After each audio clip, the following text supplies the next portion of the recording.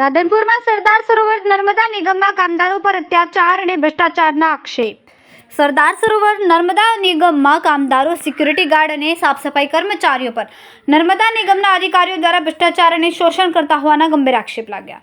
કામદારોનો દાવો છે, અધિકારીઓ અને કામદારોને પૂરતો પગાર, પીએફ અને ઈએસઆઈઆરના લાભ વિના દૈનિક ₹600માં માત્ર 200-300 જ ચૂકવે છે. ઇજાગ્રસ્ત કર્મચારીને સ્વસ્થ થયા બાદ નોકરી પર પાછો નહીં લેવાના પણ આક્ષેપ. નર્મદા નિગમના અધિકારીઓ દ્વારા કામદારો, સિક્યુરિટી ગાર્ડને ધમકી આપતા હોવાના પણ આક્ષેપ છે. કોરા બિલમાં સહી કરાવવાનો દાવો અને ગેરકાયદે ભંગાર વેચાણના પણ આક્ષેપ. સરદાર સરોવર નર્મદા નિગમના અધિકારીઓ સરકારી ક્વાર્ટર્સમાં દારૂની મહેફિલ માણતા સિક્યુરિટી ગાર્ડ દ્વારા વિડીયો સોશિયલ મીડિયામાં ફરતો કરાતા અધિકારીઓએ સિક્યુરિટી ગાર્ડને નોકરી મોકૂફ કરાયાનો આક્ષેપ. અનેક રજૂઆત અને ફરિયાદ હોવા છતાં હજુ સુધી કોઈ કાર્યવાહી નથી. કામદારોની માંગ છે કે બાકી વેતનની ચૂકવણી, પીએફ, ઈએસઆઈઆર લાભ અને કાયદેસરની કાર્યવાહી. રાધનપુરમાં કામદારોની માંગને લઈને પ્રાંતમાં આવેદન અપાયું. હવે તંત્રની કાર્યવાહી ઉપર નજર. મારું નામ જયા ઠાકુર છે.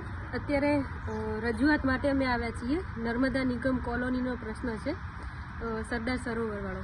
એની અંદર જે આ તમામ મારી સાથે ઊભા છે, કોઈ સિક્યુરિટી ગાર્ડમાં છે, કોઈ કામદારમાં છે, સફાઈ કામદારમાં છે, અલગ અલગ હોદ્દાઓ પર કામ ત્યાં કરતા હતા. અને જેઓને જે રેગ્યુલર પગાર ચૂકવણું આપવામાં આવે એ સ્લીપની અંદર અલગ ચૂકવવામાં આવે છે. કોરા કાગળ ઉપર સાઇન કરાવવામાં આવે છે. બે જણનું એક્સ્ટ્રા આધાર કાર્ડ માગે છે એમની પાસે. અને સાથે ત્યાં આગળ બિન અધિકૃત પ્રવૃત્તિઓ થતી હતી, જે પ્રવૃત્તિઓ રોકવા માટે થઈ અને એ લોકોએ ના પાડેલી, તો એમને ત્યાંથી કાઢી મૂકવામાં આવ્યા છે. જે પગાર આપવાનો હોય તો રેગ્યુલર પગાર પણ ચૂકવણું કરવામાં આવ્યું નથી ને પગાર આપે છે તો જે અમને કાગળમાં લખે છે એનાથી ઓછો આપવામાં આવે છે. તો અમે અહીંયા પ્રાંત કલેક્ટર ઓફિસે અહીંયા સાહેબશ્રીને લેખિતમાં રજૂઆત અર્થે આવ્યા છીએ કે તેઓનો પગાર જે બાકી છે અને સાથે સાથે જે કામગીરી દરમિયાન જેઓનો કોઈનો એક્સિડન્ટ થયેલો છે, કોઈ કામગીરી દરમિયાન તે બેહોશીને પડી ગયેલા છે, કોઈ કોમામાં જતા રહેલા છે, પેરાલિસિસ થયેલો છે, આવા ઘણા જે ઘટનાઓ ઘટી છે, એનું જે પીએફ કાપવાનું હોય, એમનું જે શારીરિક અગાઉ એક્સપાયર પણ ત્યાં થઈ ગયેલા છે. એટલે એ લોકોને જે મળવા લાયક ભથ્થું છે એ ભથ્થું એમને આપવામાં આવ્યું નથી. તમામ પ્રકારની જે કંઈ એમને મળતું હતું ત્યાં ભ્રષ્ટાચાર આચરીને પોતાના ખિસ્સાઓ ભરેલા છે. અને એજન્સી અને જે ત્યાં કર્મચારીઓ છે તેઓ પોતાના લાભ માટે અને પોતાના કયામાંથી ખિસ્સા ભરી શકાય એ જ પ્રવૃત્તિ અત્યારે ચાલી રહી છે. જેને ખોલવા માટે અમે અહીંયા સાહેબને લેખિત રજૂઆત આપી છે. અને આ રજૂઆતના આધારે જો તપાસ પૂરી કરવામાં અને સચોટ ન્યાય નહીં મળે તો અમે આગળ ગાંધી ચિંતા માર્ગે જે કંઈ કરવાનું થતું છે એ કરીશું. અગાઉ પણ અમારી જોડે ત્યાંની ઘણી કમ્પ્લેનો ખેડૂતોની આવેલી છે ગ્રામ્ય લેવલેથી. એ ખેડૂતોને પણ બોલાવીશું, સાથે આ લોકોને પણ રાખીશું અને બનશે એટલું ગાંધી ચિંતા માર્ગે અમે આગળ આંદોલન પણ કરીશું ન્યાય નહીં મળે. ચિરાગ સુરેશ કુમાર મારું નામ. સરદાર સરોવર નર્મદા નિગમ લિમિટેડમાં જોબ કરતા હતા, સિક્યુરિટી ગાર્ડમાં. પછી એમને ઇસ્યુ બન્યું, મારે પડી ગયો હતા ચાલુ જોબમાં, તો એમને નોકરીથી નીકાળી દેવામાં આવ્યો અને કોઈ પગાર આપ્યો નહીં, પૂરતો પગાર, અને ઇન્સ્યોરન્સે નહીં આપ્યો કે ભાઈ નહીં પીએફ આપ્યું.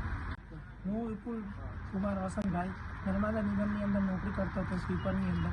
અમારે પગાર ઓછો આપતા હતા, 8,000 રૂપિયા હતો વધારે, અને અમારું શોષણ કરતા હતા અને અમને કારણસર વગર અમને કાઢી મૂકવામાં આવ્યા છે.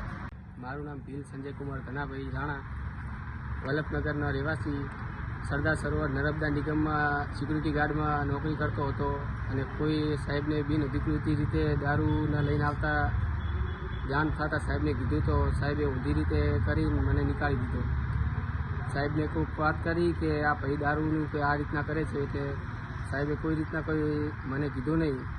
અને સાહેબને હું કહેવા ગયો કે આ રીતના સાહેબ છે, મારે નોકરી આ રીતના છે, તો મારે શિફ્ટ ચેન્જ કરી, તો સાહેબે શિફ્ટ ચેન્જ ના કરી અને દારૂના કારણે મેં સાહેબને કીધું તો સાહેબે મને નીકાળી દીધું. દારૂ લઈને આવતો ને રોકતો, અને દારૂ લઈને આવતા એમને હું રોકતો તો મને સાહેબે કીધું કે આ ભાઈને તારે નહીં રોકવાનો. વર્ષથી મારે એક્સિડન્ટ છે, તારની દવા ચાલુ છે, હજી મારે પગે કાપે બહુ મોટા ભાઈ 3 લાખ રૂપિયા મારે કંટ્રોલ થઈ ગયું. રાજુપુરી જેઠી પડી ક્યાં કામ કરતા હતા? નર્મદામાં સિક્યુરિટીમાં હાલ છો ચાલુ છે અત્યારે ઉતારી મળ્યા, અંદર કે દાખલ નહીં થવાનું તમારે એમ એ લોકો એમ કીધું એટલે હું અંદર દાખલ ના થતા તો તમે ઘરે. એક વર્ષથી મારે એક્સિડન્ટ છે, તારની દવા ચાલુ છે, હજી મારે પગે કાપે બહુ મોટા ભાઈ 3 લાખ રૂપિયા મારે કંટ્રોલ થઈ ગયું. રાજુપુરી જેઠી પડી ક્યાં કામ કરતા હતા? નર્મદામાં સિક્યુરિટીમાં હાલ છો ચાલુ છે અત્યારે ઉતારી મળ્યા, અંદર કે દાખલ નહીં થવાનું તમારે એમ એ લોકો એમ કીધું એટલે હું અંદર દાખલ ના થતા તો તમે ઘરે. રિપોર્ટર અનિલ રામાનુજ, રાધનપુર, પાટણ.